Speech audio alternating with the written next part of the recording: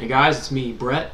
Today we're going to be talking about a lick that involves ascending groups of 7 notes.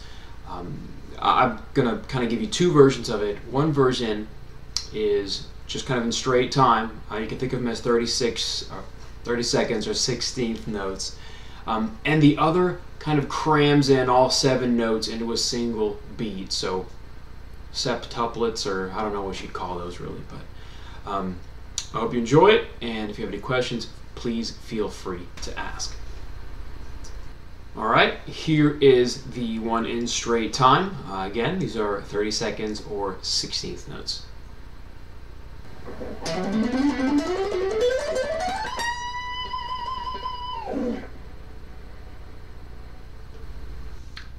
And here it is with everything, all 7 notes in each chunk packed into one beat, or the sort of septuplets form.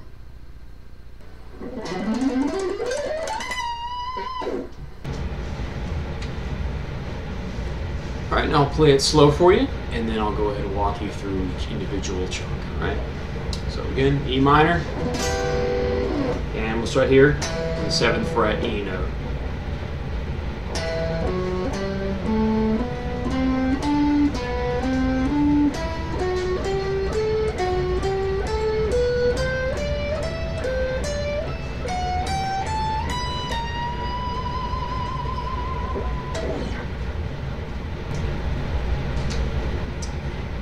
Alright, now I'm going to walk you through each individual chunk. Once you get the first one, the others are just really a matter of knowing the scale.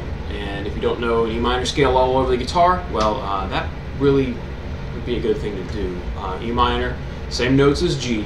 A lot of people playing guitars in the key of G or in the key of E minor. It's a good place to start if you don't know any particular scale all over the instrument. If you do already, simply move everything up or down however far you have to in order to line those fingerings up with the other key. Alright, so I'm going to start with a downstroke, and again I'm angling the pick down towards the floor this way, so like about the string. If the string were an axis, right, that pick is angled towards the floor. And I angle my pick this way too, so that the edge of the pick kind of grinds against the string a little bit. Alright, so here's that first chunk. We're going to go down, up, down. Alright, so it's 7, 9, 10, or first finger, third finger, fourth finger. And that last downstroke is going to continue on through to the next string. So here's an economy pick or a little mini sweep. Down, up, down, sweep.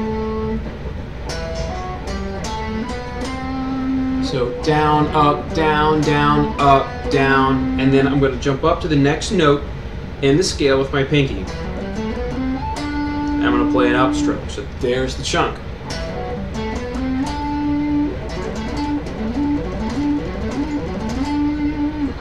Alright, so the next one, we landed here. So we're gonna stick with the E minor scale. So we'll play that one again. It's 9, 10, 12, 9, 11, 12, and then I jump up to the next scale tone, which is a whole step up in this case. Sometimes it'll be a half step. That's in 2 spots in any natural scale. Alright, so from there, we're just going to do the same thing.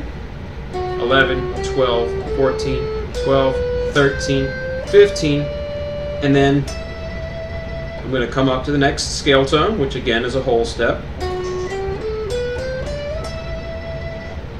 Now we're going to go 13, 15, 17, 14, 15, 17, and then I'm going to come up to the next scale tone, which again is a whole step up. So I guess each time in this particular lick they're a whole step up. Let me check that. Whole step, whole step, whole step, whole step. So I'm landing on a B note, which is the 5th of an E minor chord, which is a really strong place to end or begin a lick, or a melody for that matter. So then I back up a half step. So if I lay on my pinky, I'm going to back up to my 3rd finger. I'm going to put a couple of the fingers back here to support the bend. Hopefully you're doing that. And bend up just a half step, right? From that B flat to that B. So this is kind of the Marty Friedman thing to do, where I'm starting on a note that's not in the key. It's kind of weird, it's kind of off sounding. Doesn't mean you can't use those notes, but it's got to be a little smart about how we do it.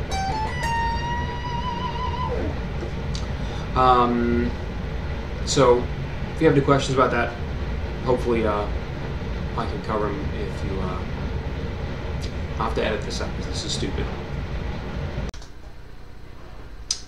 So through the magic of slanting the pick the other way and economy picking in an upward direction, which you know, if you've been following the Cracking the Code series, Troy Grady's been sort of detailing how he sort of unraveled the sort of secrets and the mechanics behind the Yngwie's playing, and this is not an Yngwie thing to do. This is more a Frank Gambale thing to do. Of course, he would do it better than me because he's ungodly.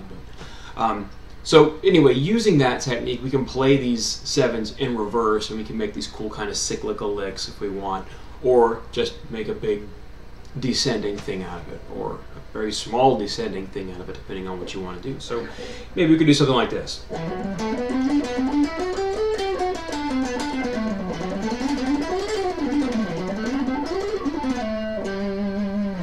Of course, I started goofing it up there at the end, but I think you get the idea. As far as the strictly ascending licks that I've kind of covered in more detail, the one that's just kind of straight 30 seconds or 16ths or whatever,